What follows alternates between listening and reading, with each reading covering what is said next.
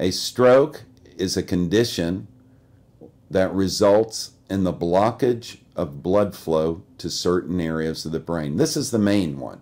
I mean, there are other different types of strokes, but the main stroke, or the main definition of a stroke, is an area of the brain that does not receive proper oxygen and nutrients secondary to a blockage. And this blockage can occur in the artery, or the blockage can occur because of a blood clot that goes to a section of the brain in a certain arterial segment. This blood clot can often come from inside the heart, and the classic form is atrial fibrillation, where a blood clot is broken off, travels to the brain, and causes a stroke. Other areas of the pathway of blood from the heart, such as the aortic valve, the aorta, and the carotid arteries of the neck, can all be areas where blood clots originate and they travel to distant areas in the brain and cause a stroke.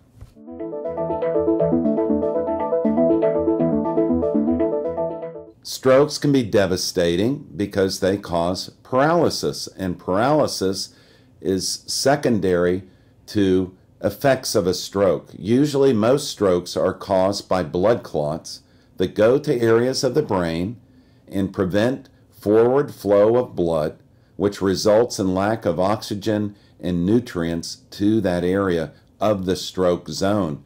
We have different zones in our brain that cause different regions of our body to perform in certain ways. But if we can get to a stroke early and we can prevent it or reverse it, we can have dramatic results that will return function to those organs or legs.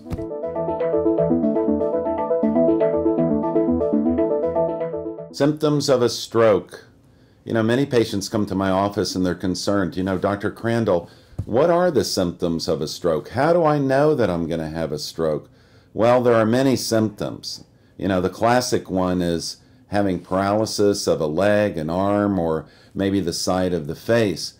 But other symptoms of a stroke can be serious as well and can be warning signs for possibly a larger or impending stroke, such as confusion or lethargy. These are other symptoms that we need to be aware of. But if you have symptoms of a stroke and you're concerned, you must call 911 and get to the emergency room immediately.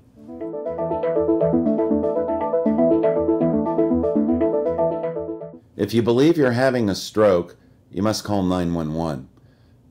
The new thing, or the exciting news, is that hospitals are specializing today in stroke treatment, and they have a special medical team that is there that will assist you in the treatment of stroke. So call 911, and when you do that, the ambulance arrives, they call ahead to the stroke hospital, and they take you to a special stroke site. And in fact, before you even get there, the hospital has been alerted so that the special medical team will meet you in the emergency room to take care of you. Time is very important, because the longer you take to call 911, the more damage that you can have to the brain.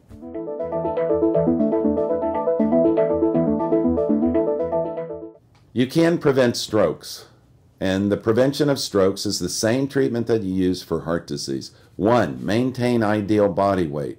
2, walk an hour a day, get the system moving, get the blood vessels expanding and performing well. 3 is to eat correctly. We need to be on more of a plant-based diet. High levels of cholesterol can cause strokes and progression of disease in the arterial segments of the brain and other parts of the body. The other is control hypertension. Hypertension is the leading cause of stroke. And sadly, many people are undertreated because of their high blood pressure because they don't know that they have it. So go and get a physical exam, find out if you have high blood pressure, and treat it. And probably the 5th thing is reducing stress. Are you stressed out? Well, you need to reduce it, because stress can lead to strokes also.